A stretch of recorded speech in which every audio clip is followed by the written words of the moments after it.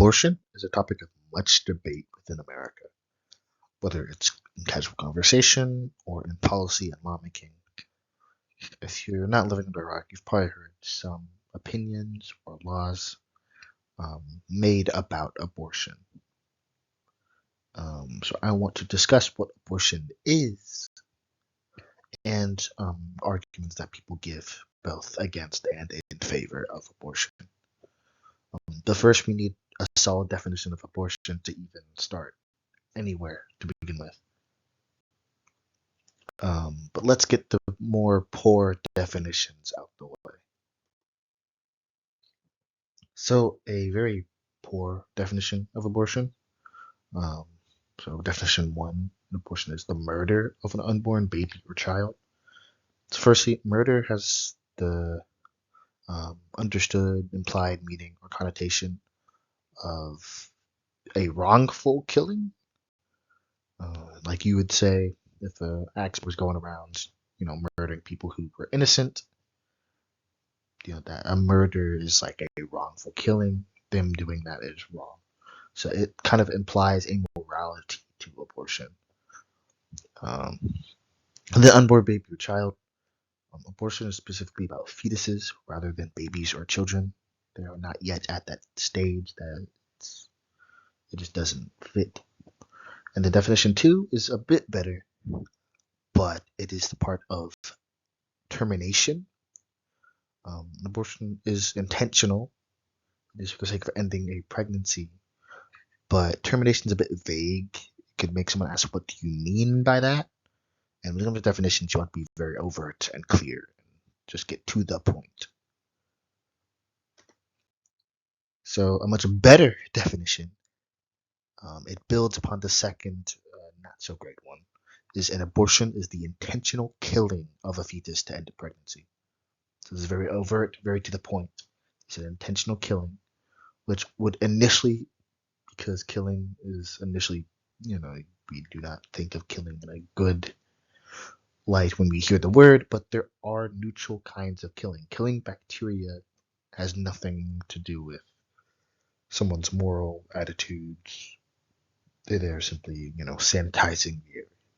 So killing is actually a neutral word, despite what one would initially think upon hearing it. So it is a bad word at first glance, but really it is a neutral term.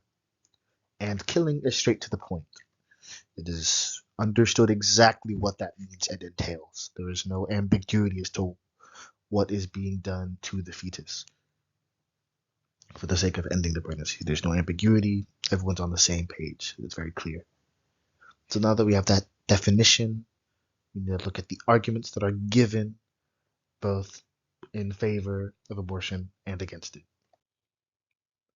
So some weak arguments against abortion would be something like the argument that abortion is murder. Again, we talked about it earlier, but murder is a wrongful killing. Abortion is just killing, just a killing of a fetus to end a pregnancy, intentional killing.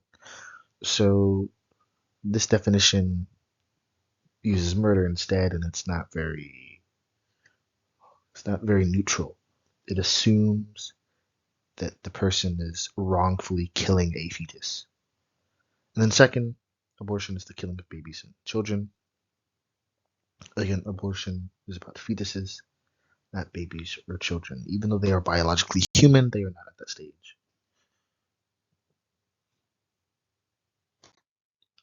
So there are also weak arguments for abortion.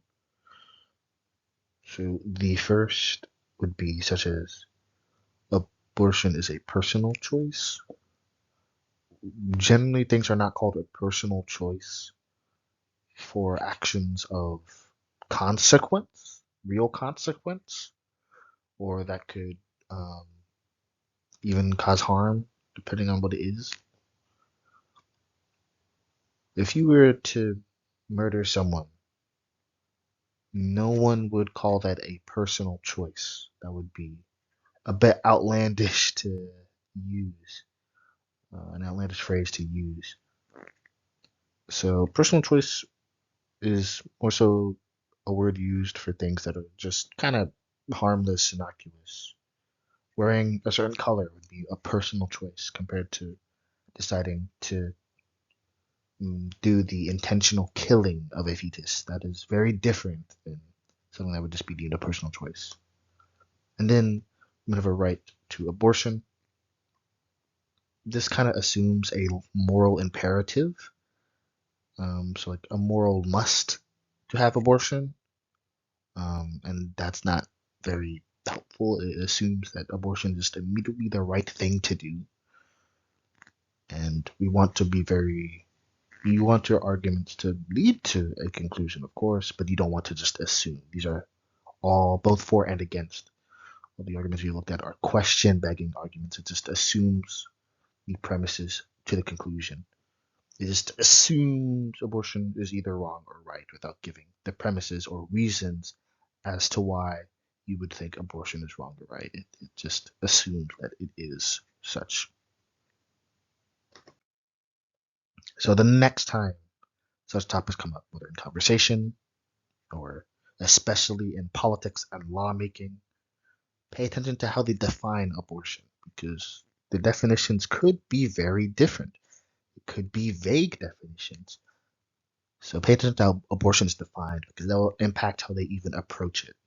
Then pay attention to how there are arguments both for and against. You want to pay attention to the arguments, how they present them, note whether or not they are question begging or not, so on, so forth.